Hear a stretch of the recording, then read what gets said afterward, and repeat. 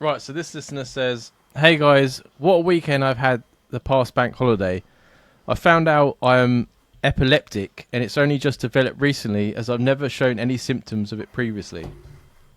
I was at Creamfields. I drove and left my car there for the weekend while me and my friends partied. It was a brilliant day, and then in the evening I was pretty drunk and lit when I collapsed during a set and seized. You would imagine, everyone including my parents, when they were called I was hospitalised, they thought it was a drug reaction. I nearly bit all the way through my tongue, which is so painful now. But yes, I'm epileptic as it goes, and it really has changed my life. I drive for Amazon as a job, and I'm no longer permitted to drive, so I have to find a new job. My car had to be picked up by my brother, and now has to be sold as I'm no longer allowed to drive it. It seems like it's going to be a rough year, but you guys have cheered me up all these last 2 days sitting listening to you while I was gaming trying to get out my depression. Keep up the hard work, and any ideas or kind words to help me through this hard time would be appreciated, guys." So funny enough, hopefully you don't mind me talking about this, Jim. Jim actually went through a similar thing where he was a plumber and stuff like that, and then, well, you can talk about it more than I can, Jim. Do you want to talk about it? Yeah, but before that, cue the flashing lights for your viewer. Fuck you. I didn't put up the strobe light warning. I could see Jim's mind ticking then for something to What come. the fuck is Creamfields? That sounds pretty... I don't It's know a drum and bass festival. Oh, okay. That's what I looked it up when we got the email. No wonder there's fucking strobe lights. Yeah, it sounds like a gay festival, like Creamfields. It's like trance music. And that's more the representative of the farmer, isn't it? The farmer in his cream field. I bet it is, I bet it's that sad that it is. You know why they call this Creamfields? I'll show you. This is my dairy farm. Special dairy. Yeah, man. Yeah, it's tough. I was a plumber, and then I lost most of my vision, and I went through a really hard time transitioning. I think the worst part is like people will say to you, "Oh, you have transferable skills," but it's like, well, yeah, but what job do I do? I mean, I'm not sure your situation, your qualifications. Are you saying you're an Amazon driver? I'm sure there's other jobs out there for you. Epilepsy's hard, but I'm sure there's jobs you can do. It was a bit different in my situation because I can't read print, so it's not like I could go to McDonald's and work at cashier or whatever. But I'm sure there's stuff out there for you. But in terms of the depression, it's something you've just got to ride through, unfortunately. There's nothing anyone can say to you that will fix it. The only thing I can say to you is the same thing I told a guy I spoke to this week who's just lost most of his vision, and he was a photographer. And the thing I said to him was, 10 years ago, I wished I was dead, and now I have the best life ever, better than I thought I'd have. So you've just got to hang in there, put the work in, and it'll work out for you. But right now, it's okay to feel sorry for yourself. Nothing wrong with that. I think, didn't you get a lot of benefit from joining like groups or like other people that? Yeah, like if you can, head to some epileptic raves or something, and just start room. Get yourself an epileptic guide dog. You can hang out in the subway. We can't throw raves. If you join the group was like the best thing I did. Meeting other blind people and hanging out with them was really helpful. And then like I know it's slightly different because epilepsy, it's not like you've lost one of your senses, but hanging out with normal people was also helpful too. So just get out there. If there's a support group, join it.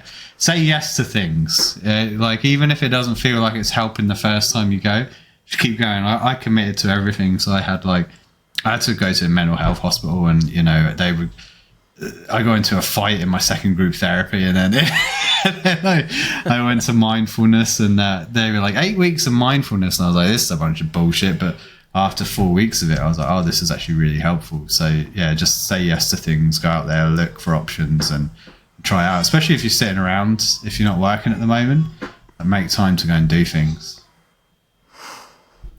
Yeah, I couldn't imagine. I always say to people how like sounds really like proud I am of like how, because obviously when you were going through it, you were in Canada. Like, I had no way of getting to you. You know, I've always been bad with money, so I couldn't even travel over and see you and stuff like that. So it was just constant like getting updates once a week of like what was going on. Yeah, and there's a lot of hard times before you get to the good times. So you just gotta stick it out, man. But you know, this podcast's always going to be here.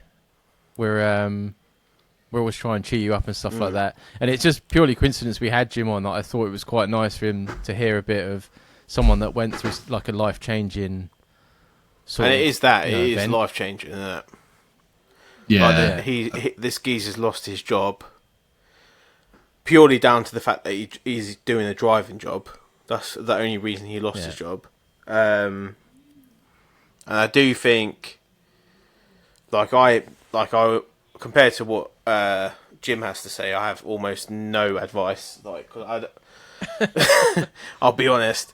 The only thing I can say is like try and stay positive, and once you get through it, you're going to be through it. And I think Jim's advice there about like it's okay to feel sorry for yourself at the start, I think that is sound advice, because that would be me.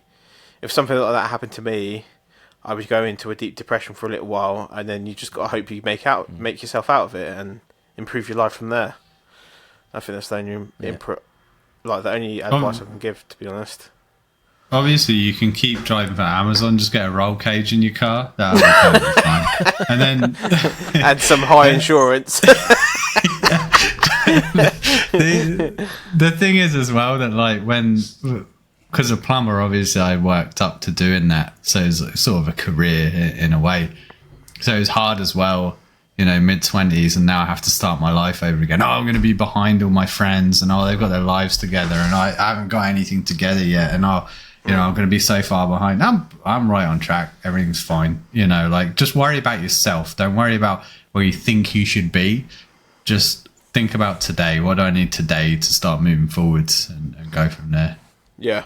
Or find yourself a friend like Dan that's always behind, and that'll make you feel better.